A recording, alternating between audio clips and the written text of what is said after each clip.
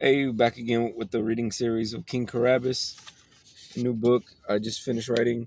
It's available on Amazon right now, paperback and ebook. We're gonna get straight into it. Still in chapter 1, page 7. She legally sold 5,000 pence of silver worth of clay pots and accessories monthly, but after a 200% tariff, 80% income tax, and other fees from permits and the like, she was left with around 250 pence of silver. She never complained because she honestly just loved shaping and painting pots. The fact she got paid for it was surreal to her. She would have done it for free if her parents weren't so desperately in need of money to provide for her younger siblings.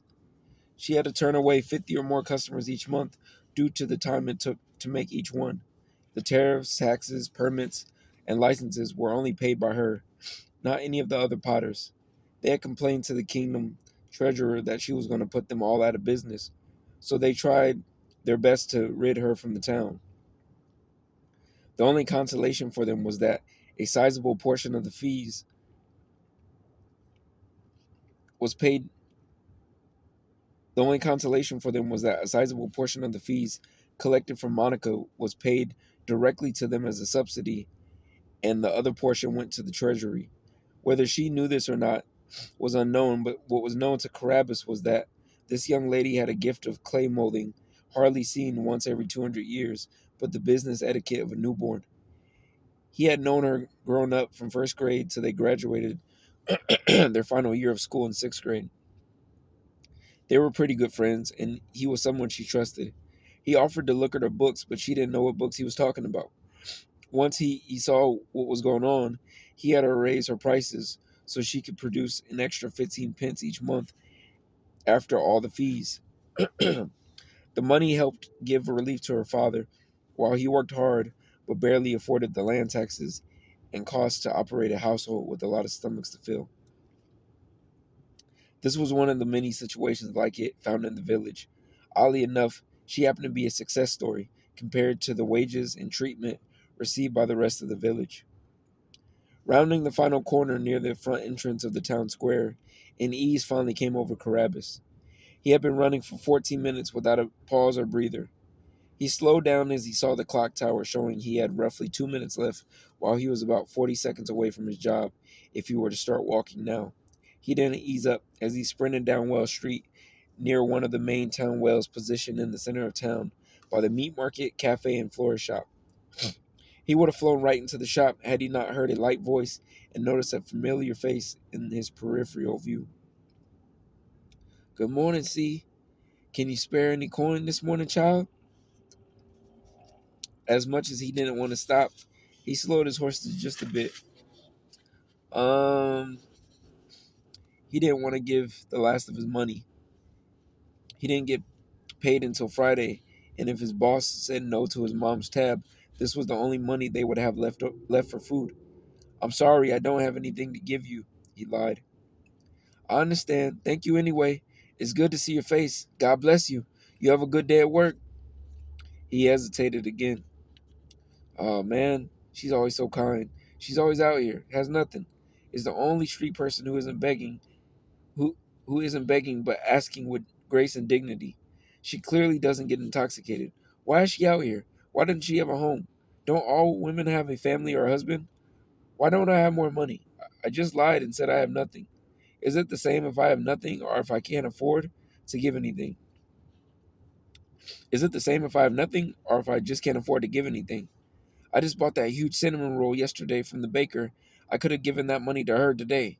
Ah, all the thoughts flowing through Carabbas' head in 3 seconds was pretty impressive, considering she didn't hear a single thing he was thinking. "If you don't have anything to spare, it's no worry. God will provide. Thank you anyways." Maybe she did hear his thoughts. More conflict. What was the difference between sparing something and saving something? He didn't care anymore. She was right. God would provide. Not for her, though, for him.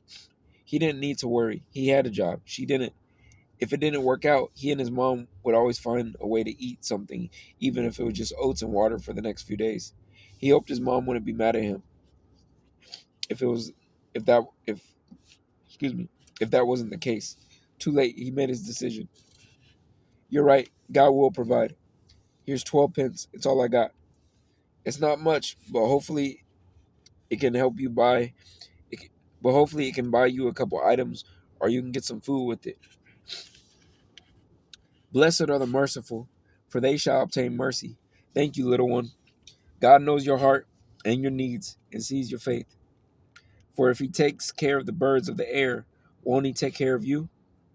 Of how much more value are you than the birds? Yes, he will. I'm trusting he will. You're welcome. I gotta get going. Duty calls. God bless you. The worry that came with giving money away usually transformed into this euphoric feeling that he just made a difference that would change the world, at least her world. He felt good right now. He wouldn't second guess his decision. Now to see if he can get some food from Mr. Bogart using the tab. Mr. Bogart and the new guy Cliff were waiting on him with eyes and ears intent if he would make it through the door before the royal guard snatched him up and sent him with the other vagrants to jail. Carabbas was calm walking through the door. He knew he made it with 30 seconds to spare. Town Square Goods and Groceries, the medium-sized food and common goods store, was the go-to shop on this part of town, on this part of New Chicago. It was central to everything and had everything one would need. Well, well, if it isn't Carabbas. So you didn't want to hang out with the hooligans down in the dungeon today, huh? Welcome in. Cliff and I were making wagers on if you were going to make it on time before the royal guard got you. Looks like I owe him a bag of pork rinds. Thanks for the vote of confidence, Mr. Bogard. Anytime. Talking about votes of confidence, I wanted to share the big news with you. As you know, we need a new shopkeeper to keep up with the work around here, so I can finally have some time off. As I was going last week, you did a great job with the inventory, cleaning up the aisles, putting new signage up. It seems like you did a good job training Cliff as well. He doesn't know everything yet, but I sense he's getting a good feel for the shop's operations and organization. With that being said, I officially decided to promote Cliff into our upper management shopkeeper role. He will be your new boss starting today. I'm happy we will be I'm happy we will finally have another person to take the pressure off of us and run the shop. It was just me and you there for a while, Carabbas. We hung in there though. Anyways, let me stop talking. I'm sure you would like to congratulate Cliff on the promotion and pick his brain for his new shop ideas. I think I'm going to pass out or faint. Are they the same thing? I might be able to do both. What's wrong? Are you okay? I've been working here faithfully for 2 years, and you just decided to promote a guy that I personally trained to shopkeeper who has been working here for 2 weeks. Does anyone else feel nauseous, or is it just me? I don't understand. Are you not excited for him to be our new shopkeeper?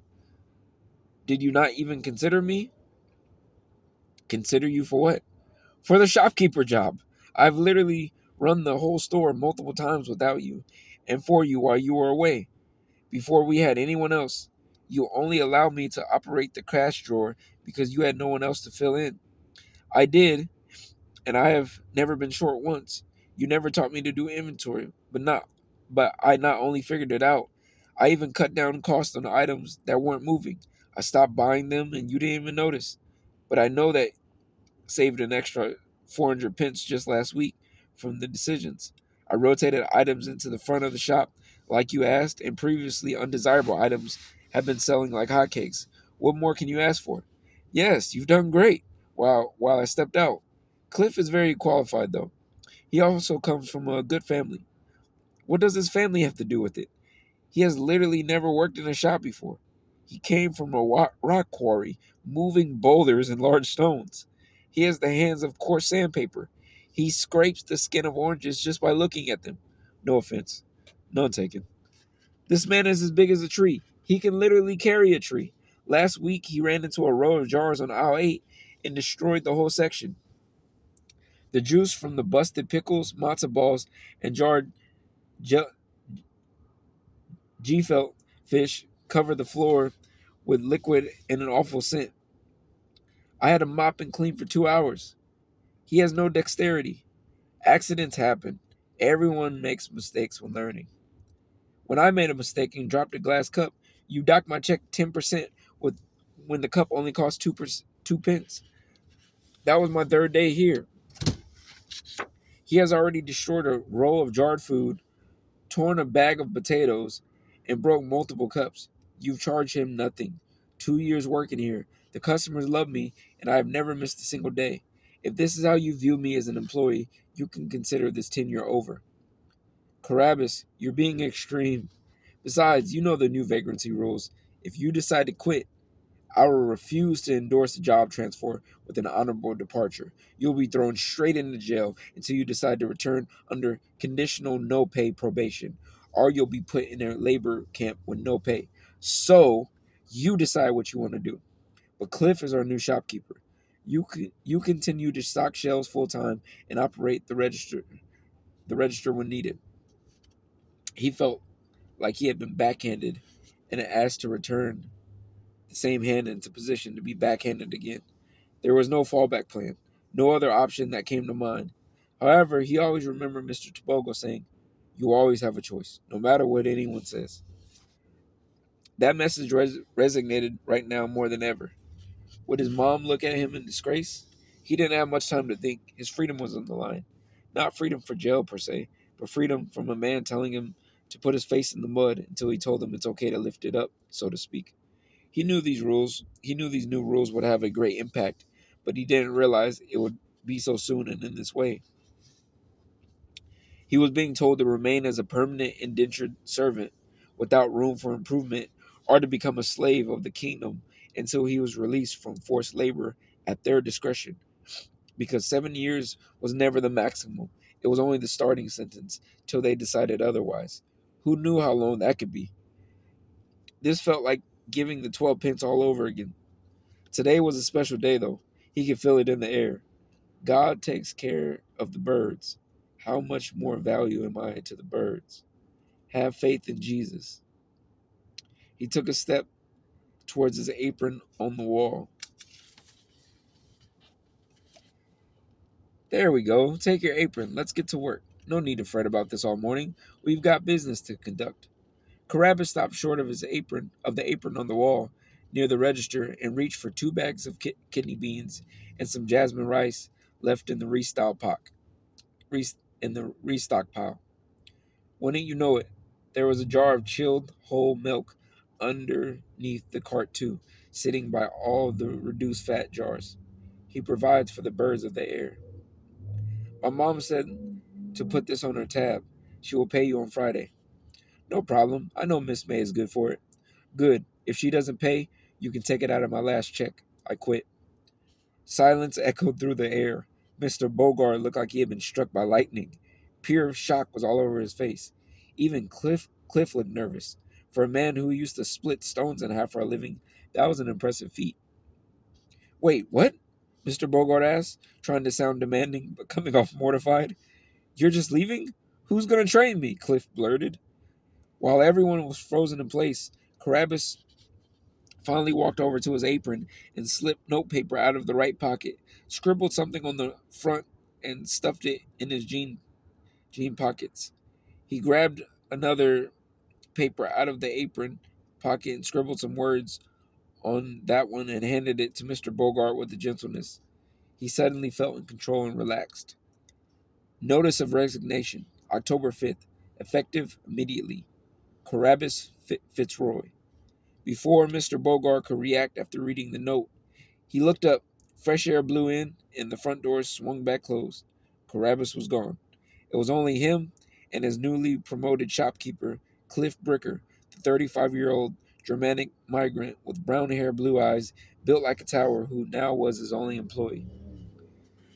He would now have to train him to operate the single busiest shop in downtown New Chicago without help and no time to spare. It was shaping up to be quite a day for all parties involved. A few blocks away, Carabbas was trying to figure out whether to apply for a new job, head straight to the royal palace to ask for a royal pardon, or just take off running home before he caught a glimpse of the royal guards. You guys can catch. I'm going to continue this chapter towards the end of the chapter now. I'm going to continue in the next short.